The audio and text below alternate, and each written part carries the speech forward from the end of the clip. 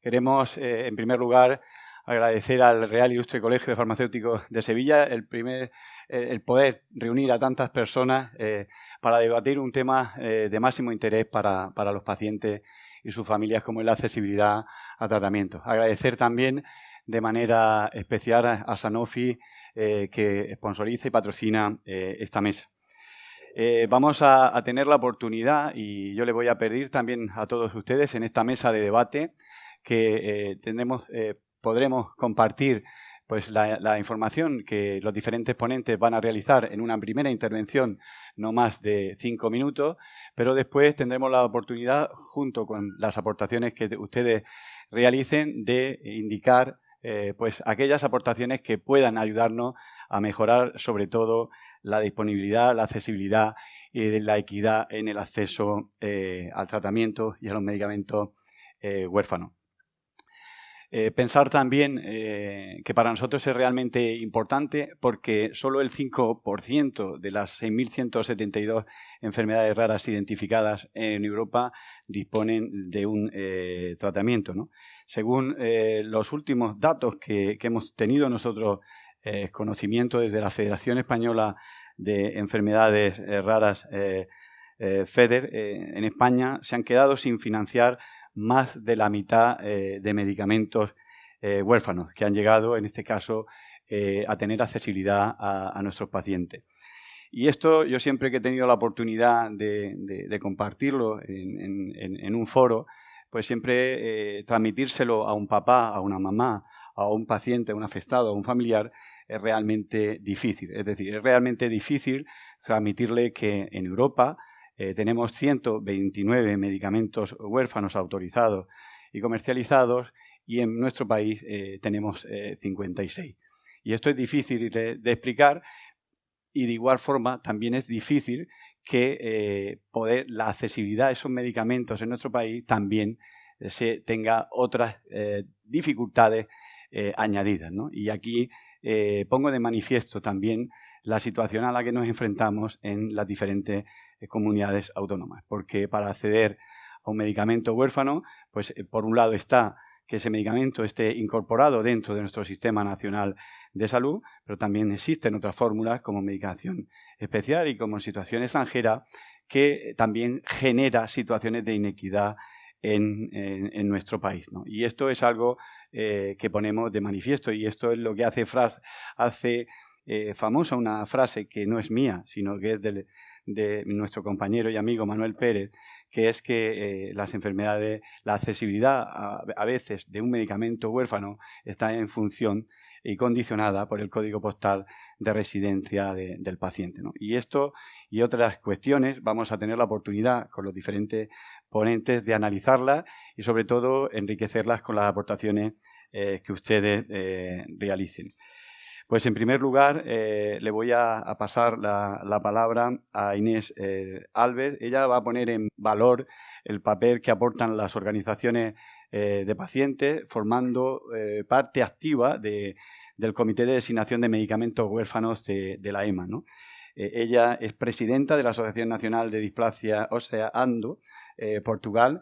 Vamos a hablar también muy despacio, pero ella con su buen castellano también va a compartir esa experiencia, sobre todo por la importancia, ¿no?, de participar en uno de los 7 comités que tiene la EMA y que desde el año 2000 pues cuenta con una participación activa del paciente. Es importante que la voz del paciente esté presente en estos órganos de decisión y tenemos el privilegio y la suerte de hoy contar con Inés Alves, que nos va a hacer y nos va a transmitir lo que está siendo y significando su aportación en este órgano. Pues Inés, tiene la palabra. Muchas gracias. ¿Sí hoy? Sí. Muchas gracias por la invitación, por estar aquí. Perdonar mi castellano, voy a intentar hablar lo mejor posible. Ya no hablo a un par de años. El título de la mesa de debate es muy grande porque nos invoca a los pilares del acceso al tratamiento de enfermedades raras.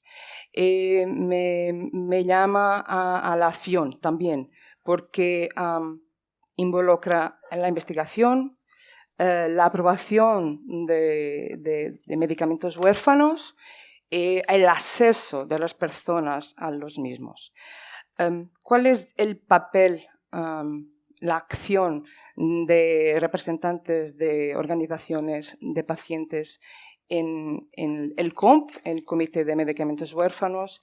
Es tan grande como la participación de todos los miembros, porque lo más impresionante para mí acercarme del grupo de trabajo que he empezado año pasado, en junio, fue la proximidad y la naturalidad de todos los miembros de escuchar y discutir abiertamente todos los temas, todas las designaciones que hay que elegir o evaluar. Y cada vez que alguna persona levanta su mano, todavía online, porque por todo el tema del COVID no empezamos las reuniones presenciales, se acerca la primera en junio, que el próximo junio.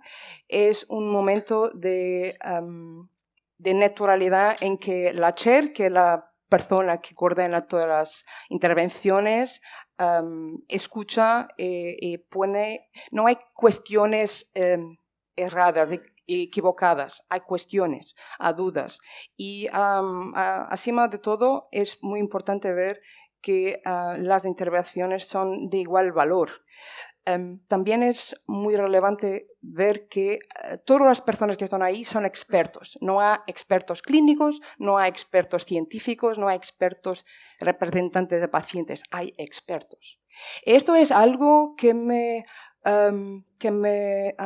lleva a más allá, a pensar por qué es difícil ver esto en otras iniciativas, en otros proyectos, en mirar que no es de bajo a arriba, bottom up, es arriba abajo que viene la experiencia de involucrar esta participación activa de las personas que están más dispersas para las necesidades y los puntos que tienen que ser mejorados y puntos que tienen que ser analizados con más cuidado.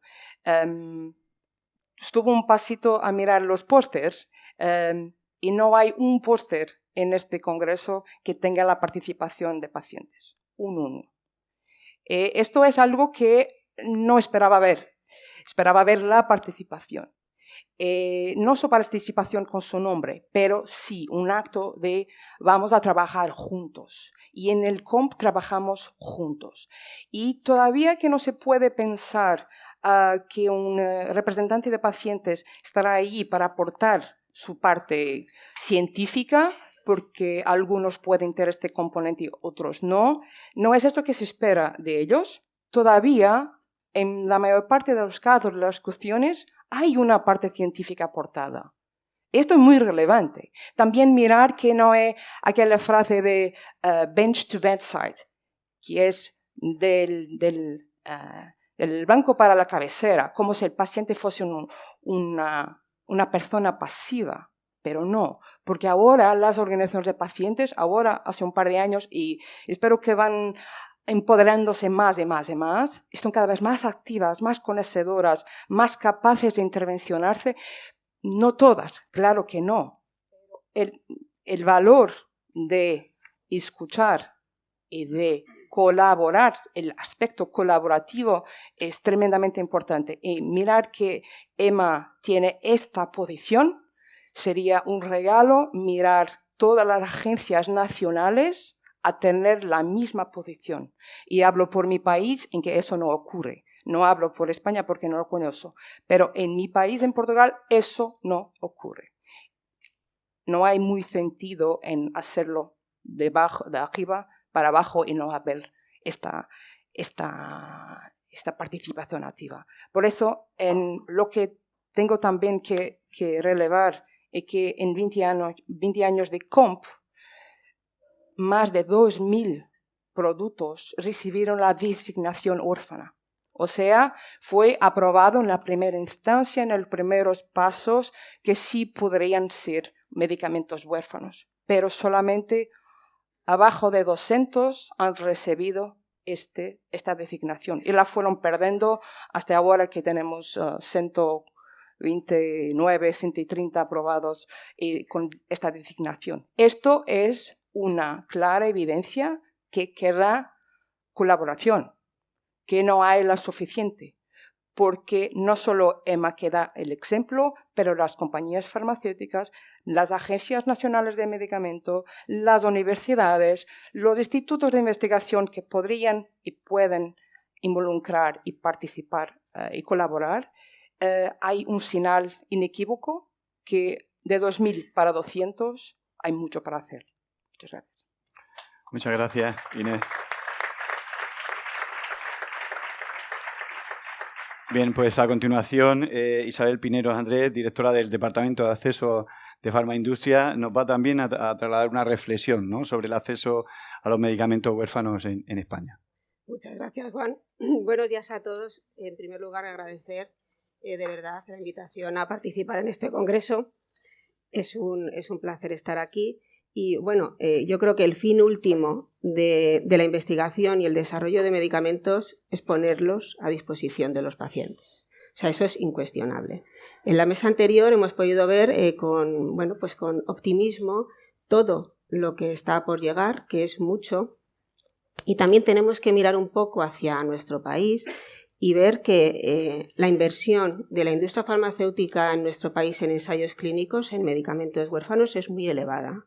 Es muy elevada, no solo medicamentos huérfanos, tenemos, lo puede confirmar César con la explotación del registro, tenemos incluso ensayos clínicos en medicamentos pediátricos y es incuestionable que tener inversión en investigación en nuestro país es sin duda un beneficio para el Sistema Nacional de Salud, es un beneficio para los clínicos que les permite abordar mejor el conocimiento de una patología y el tratamiento de esos pacientes y el manejo del paciente y el conocimiento del medicamento, pero por supuesto para el paciente que puede adelantarse a una opción de tratamiento en enfermedades donde hoy por hoy tenemos, como lo ha explicado Inés, muchas patologías que no tienen opción terapéutica. Tenemos luego la parte regulatoria, donde se ha hecho un esfuerzo grande en autorizar estos medicamentos considerando que son medicamentos con calidad, seguridad y eficacia e incluso poniéndolos a disposición de los pacientes lo antes posible y brindando autorizaciones especiales, autorizaciones condicionadas, autorizaciones aceleradas, autorizaciones excepcionales para no frenar el ponerlos lo antes posible a disposición de los pacientes. Lo que está ocurriendo después es que esa prisa en poner los medicamentos a disposición de los pacientes es mal comprendida por los financiadores en nuestro país, que consideran que esos medicamentos no están correctamente ensayados, pero es que esos medicamentos no van a estar nunca mejor ensayados, porque es muy difícil, y lo han comentado en otra mesa, reclutar el número necesario de pacientes. Estamos hablando de enfermedades de muy baja prevalencia. Es muy difícil manejar un brazo control y un brazo de tratamiento porque no hay opción disponible, alternativa disponible, y éticamente no se puede. Es decir, hay que hacer un ensayo clínico, por supuesto, siempre cumpliendo los principios éticos para que los pacientes puedan entrar en esos ensayos clínicos. Y sin duda no está bien comprendida la identidad de estos medicamentos por parte de los decisores de la financiación, que hablan de incertidumbre. Hablan de incertidumbre no solo económica, sino incertidumbre terapéutica.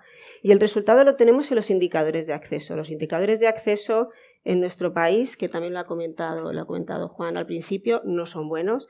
Tenemos un estudio europeo reciente realizado por IQVIA en el que se mide cómo es la entrada de los nuevos medicamentos en los países de la Unión Europea y donde se mide cómo los medicamentos autorizados entre el 2017 y el 2020 se hace una fotografía de dónde están esos medicamentos a diciembre del 21.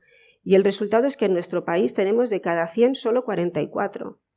Pero no hay que pensar que tenemos 44, es que hay otros 56 que no tenemos. Y en el caso de los medicamentos huérfanos no oncológicos es todavía más bajo, son 40 de cada 100, no tenemos 60. Si vamos a mirar luego los tiempos, que además es fácil de comprobar, desde la autorización de la Comisión Europea hasta el momento en el que está a disposición en el nomenclator de facturación, los medicamentos huérfanos casi alcanzan los 700 días de duración, ¿no? Hasta que están disponibles. Y los no oncológicos superan esa barrera de los 700 días. Es decir, llegan pocos, llegan tarde y, si me permitís, hay otro aspecto que también tenemos que contemplar, que llegan restringidos. El 41% de los medicamentos huérfanos que están financiados en nuestro país, según ese estudio, tienen una restricción en la indicación terapéutica. Eso significa que si la agencia reguladora tiene una indicación autorizada, la financiación se le ha hecho un traje más pequeño, dejando fuera a un número muy importante de pacientes. Si ya son pocos, tenemos tratamiento para menos y dejamos otros fuera. Con lo cual, el análisis es que esto tiene que mejorar y tenemos que ser proactivos, tenemos que sentarnos todos los stakeholders. Por eso desde Farmaindustria hemos trabajado en una serie de propuestas para proponer a la Administración como laboratorios farmacéuticos en el que, bueno, pues hay propuestas tan sencillas como un diálogo temprano con las compañías. Todo el mundo, sobre todo los pacientes, saben, incluso antes de estar autorizado un medicamento, que un medicamento para una enfermedad rara va a llegar. Bueno, pues la Administración con la compañía farmacéutica tiene que empezar a planificar cómo va a ser el acceso a ese medicamento, incluso antes de tomar la decisión de financiación. Si los tiempos son tan largos, lo que está ocurriendo es que una normativa que está preparada para caso a caso, que es la normativa del Real Decreto de Medicamentos en Situaciones Especiales, tensa muchísimo la situación porque son tantos meses a la espera de una decisión de financiación que los pacientes van pidiendo caso a caso el acceso a esa medicación y nos encontramos con la inequidad, que es lo que ha comentado Juan, que en unas comunidades autónomas es más fácil y en otras es más complejo. Si ese procedimiento, si podemos abordar un procedimiento, que es otra de las propuestas, un procedimiento acelerado, donde exista un compromiso de resolver en un plazo de 3 meses, esas inequidades no se dan.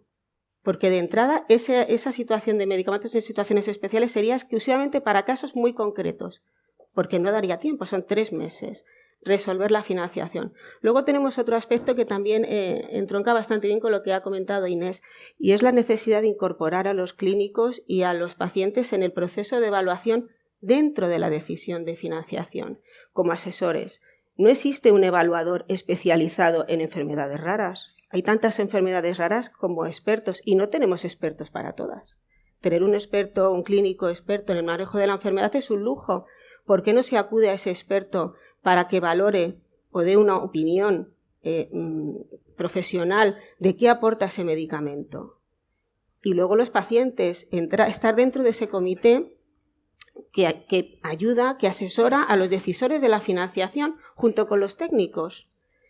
Los pacientes son pacientes informados, pacientes que también pueden colaborar a dar esa traducción de qué significa la entrada de ese tratamiento en su patología, ¿no? en el beneficio hacia su patología. Ese es otro de los aspectos importantes. Otro aspecto, el tener en cuenta no solamente el criterio de coste-efectividad, que ahora todo, incluso a los medicamentos huérfanos, los pasamos por el rasero de la coste-efectividad.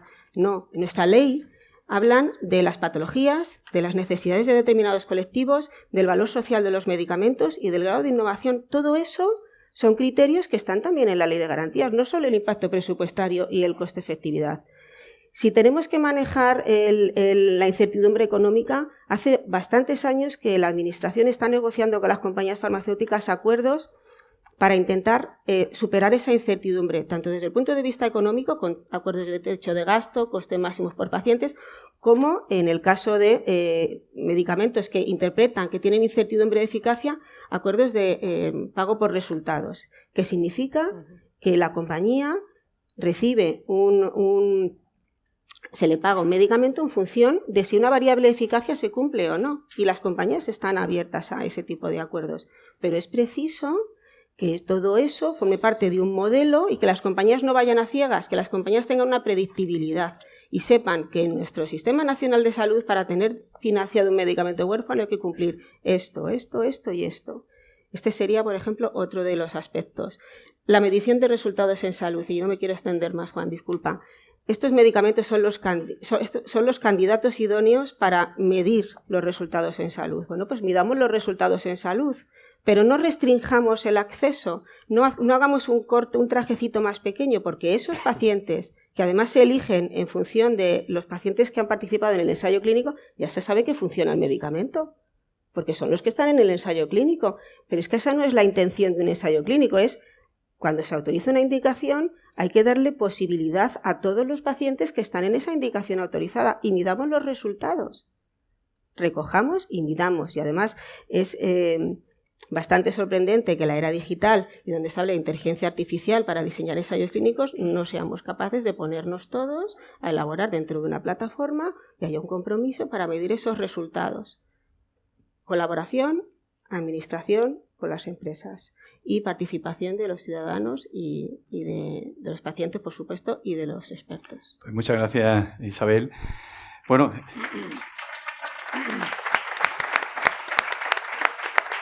gracias por ayudarnos a contextualizar estas dificultades que nos encontramos, sobre todo para poder garantizar esa accesibilidad a los medicamentos huérfanos. Y ahora vamos también a contar con una aportación muy importante de la mano de César Hernández, jefe del Departamento de Medicamentos de Uso Humano de la Agencia Española de Medicamentos y Productos Sanitarios. Él también va a compartir una reflexión importante sobre ese nuevo marco regulador de medicamentos huérfanos en Europa y, sobre todo, las oportunidades y los retos, ¿no?, para garantizar ese acceso en equidad a los medicamentos. César, bienvenido.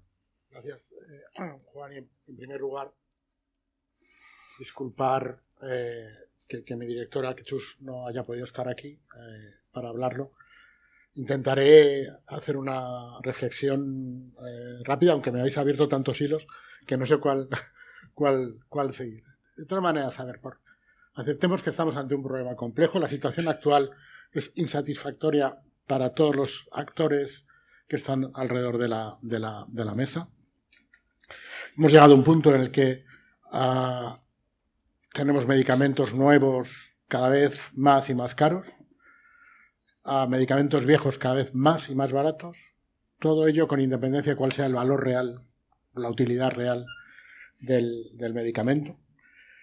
Eso pone en riesgo el acceso para los medicamentos nuevos, porque cada vez se hace más complejo el acceso y se ponen barreras que al principio parecen relativamente sencillas, pero luego terminan siendo laberínticas.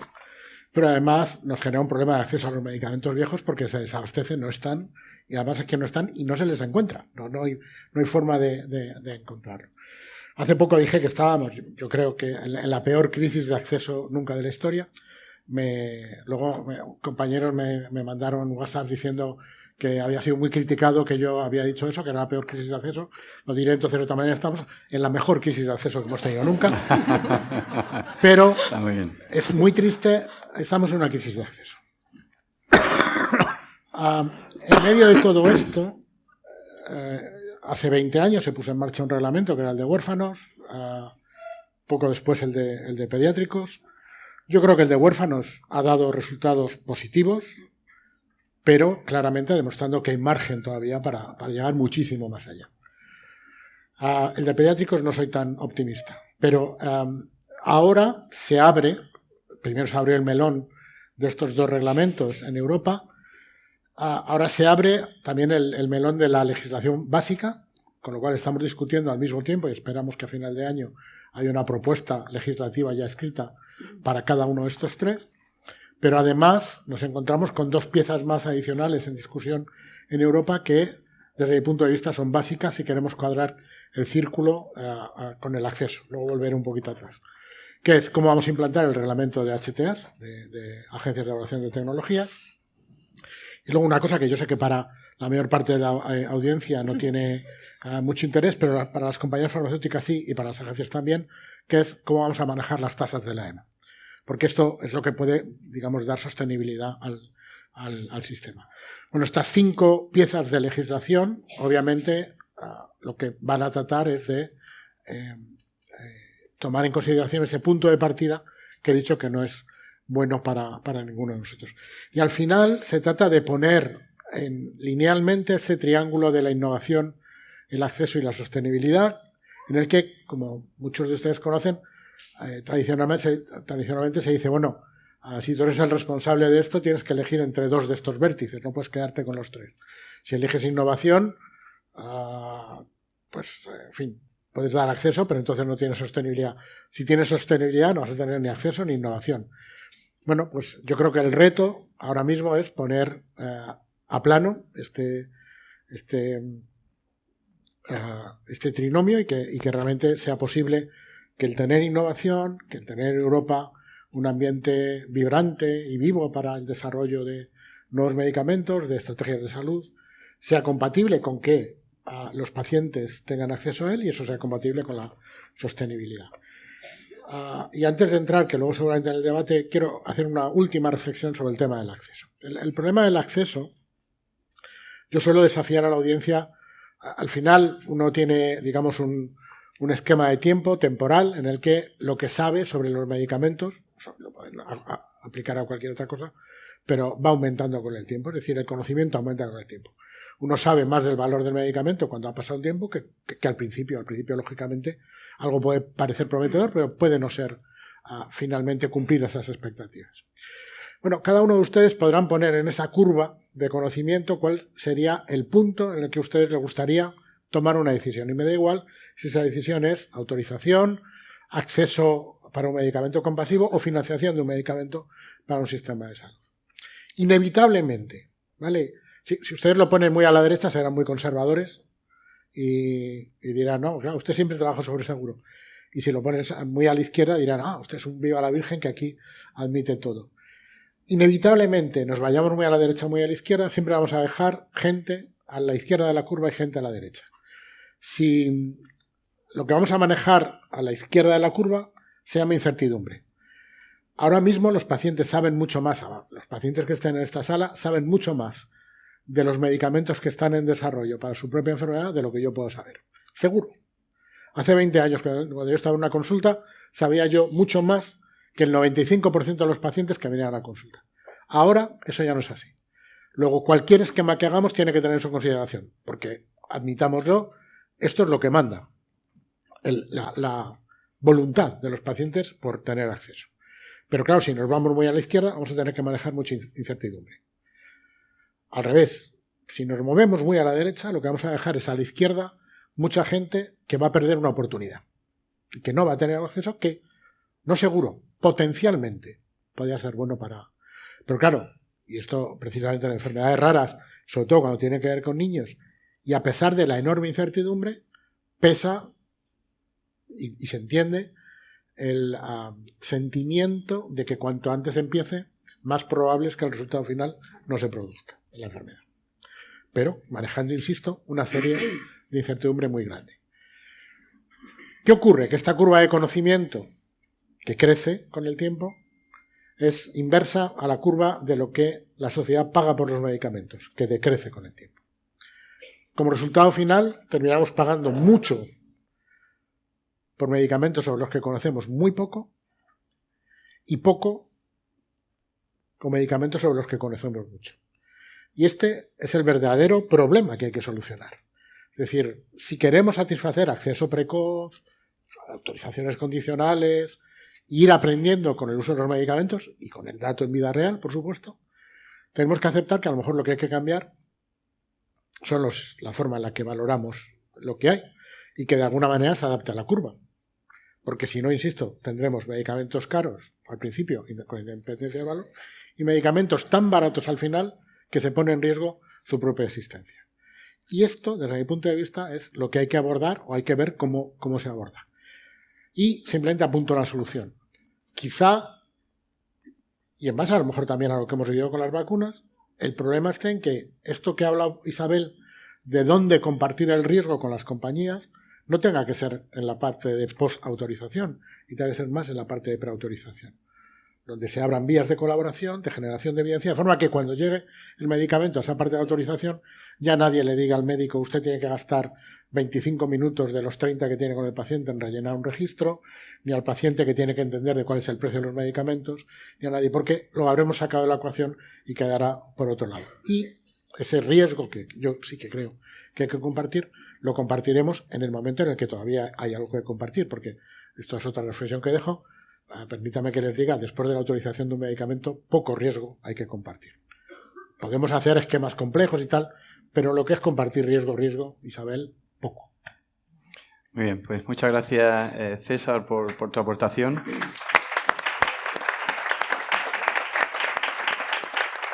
A continuación también nos va a trasladar su reflexión y sus aportaciones Álvaro Lavandeira. Él es presidente del Instituto de Investigación y Formación en Salud, ISA Salud. Tiene un amplio conocimiento y está asesorando y apoyando, sobre todo para dar a conocer todas las dificultades que nos encontramos y sobre todo en ese marco normativo que podemos contribuir y hacer aportaciones que permitan mejorar esa accesibilidad. Así que, Álvaro, bienvenido. Bueno, mi participación aquí, bueno, hemos visto que hay muchos temas abiertos y una sala abarrotada. Es evidente que los temas de disponibilidad, accesibilidad y equidad son muy importantes en las cuestiones de enfermedades raras y medicamentos huérfanos. Y no es casualidad que esto esté abarrotado, ¿verdad? Precisamente por todos estos temas y toda esta complejidad que ya han detallado, yo no voy a entrar en ellas, igual luego aportaré algún elemento nuevo, no contradictorio, sino complementario, porque creo que efectivamente todo esto es un complemento de diferentes puntos de vista. Nace el proyecto Emborrara, auspiciado por la Fundación Meuer, en el que hacemos un estudio a raíz del cambio normativo de la nueva regulación que va a haber sobre medicamentos huérfanos. O si no os lo cuento yo, va a haber un cambio, se está estableciendo un cambio en la regulación de medicamentos huérfanos. Todavía no tenemos un texto legal, hay diferentes opciones que están en periodo de consulta y todavía no podemos contaros en qué queda el reglamento nuevo. Espero que en el próximo congreso pues sí podamos hablar ya sobre un texto definitivo de derecho positivo. Pero yo quería primero conceptualizar el concepto de qué es el reglamento de medicamentos huérfanos que tenemos. Se va, ya no sé ni dónde mirar. El reglamento de medicamentos huérfanos del año 2000 es lo que los administrativistas llamamos una actividad de fomento. Y yo no quiero aburriros en esto, pero ¿qué es una actividad? Para que reflexionemos de dónde estamos y por qué sucede todo esto.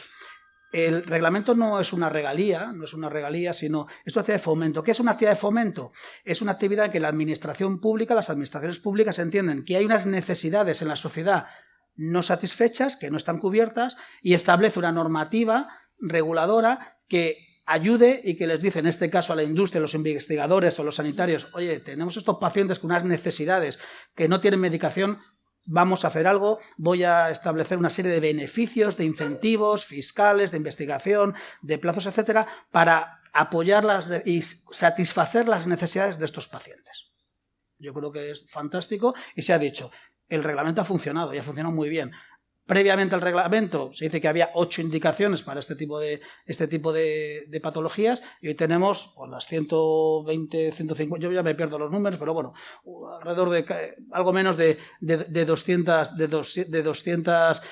autorizaciones, más de 2.000 designaciones con independencia de que unas se caigan o no, porque lo que se ve que la investigación es un proceso arduo, yo no sé mucho de investigación, pues de 2.000 designaciones acabamos ahora mismo en 120, 130. Pero ha funcionado. Bien, es cierto que nos queda como 6.000 todavía patologías sin tratar. Y quiero conceptualizar esto en esta actividad de fomento y es que efectivamente ha funcionado el reglamento, quedan cosas por hacer y viene una nueva revisión.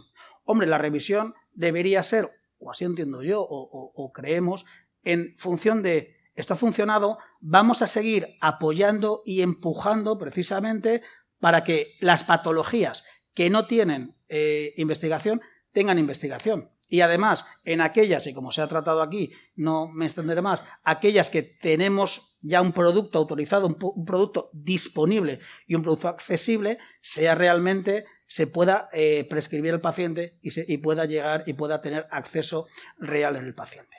Este es el marco y este es el entorno. Como insisto, no puedo hablaros de una norma real, o sea, cuál es el texto definitivo, porque no tenemos diferentes opciones. Entre ellas, yo no soy particularmente positivo, y os digo por qué. Porque lo que yo veo en las diferentes opciones es en vez de un fomento, es un fomento por un lado, pero una restricción por el otro. Es decir, se habla de... nos estamos quedando como en la parte negativa O sea, ¿qué ha pasado? Tenemos problemas de acceso, probablemente haya expectativas sobrevaloradas, probablemente pues hay unos precios que no se corresponden con el beneficio que producen, etcétera, etcétera, etcétera. Y entonces, ¿qué busca el reglamento por ese aspecto o el nuevo reglamento? Pues vamos a establecer unas medidas entre comillas de control, vamos a bajar los incentivos, vamos a bajar los beneficios para que esto pues, no se produzca. ¿Cuál es el problema que puede suceder? Porque al final esto sea menos atractiva, es decir, que esa actividad de fomento ya no la tenga. Esa actividad que era beneficiosa y que para mí como investigador, como industria, como sanitario, me era interesante, pues de repente ya no me sea tan interesante porque la actividad de fomento me la están reduciendo. Todo esto es un poco en la mesa de debate lo que teníamos puesto. Y quería hacer una reflexión también sobre el acceso y como complemento a todo esto. Se habla del valor o el beneficio incremental de los medicamentos, se habla del beneficio social, se habla del coste-efectividad. Y todo eso está fantástico y está muy bien y es complementario a lo que yo quiero decir ahora. Pero también existe el derecho a la protección de la salud de cada individuo, de cada ciudadano, de cada persona, en este caso, que tiene una enfermedad rara. Y yo entiendo que ese derecho a la protección de la salud, que está en máximos y que tenemos todos, después tiene que materializarse en cada individuo en concreto. Y mi derecho a la protección de la salud no se puede ver minorada por el único hecho de que yo padezco una enfermedad rara. Hay muchas enfermedades prevalentes y yo como jurista, cuando hablo con otros colegas, incluso con jueces, que me dicen, ¿y por qué no se da el medicamento? Claro, no se entiende, ¿no? ¿Y por el medicamento por qué no se da? Pues por todo esto que hemos comentado y que hemos hablado, y de manifiesto. Pero el derecho a la protección de la salud, cuando se materializa una persona, debe concedérsele, y además por una razón. Hablamos de equidad, y habláis de equidad, en sanidad se habla mucho del código postal. La equidad, desde mi punto de vista, hay que ampliarlo y va más allá. No solo la equidad en el código postal, sino la equidad de que como ciudadano que tiene una enfermedad rara tengo los mismos derechos que el resto de ciudadanos que no padecen una enfermedad rara. La persona que tenga hipertensión arterial, seguramente, yo entre ellos, nos hemos tomado esta mañana una pastillita que vale 2 o 3 euros o 5 euros, nosotros lo hemos tomado todo, nadie tiene un problema de acceso. A estos pacientes, yo entre ellos, tengo todo el derecho, se está materializando mi derecho a la protección de la salud. Pero ahora mismo, si yo en vez de tener hipertensión arterial alta y cuesta la pastilla 2 o 3 o 5 euros, tengo una patología, una enfermedad rara, por todo lo hemos hablado, resulta que mi derecho a la protección de la salud se ve minorado en la realidad en función del coste-efectividad, del beneficio social, del valor incremental, etcétera, etcétera, etcétera. La reflexión que quería aportar. Muchas gracias, Álvaro.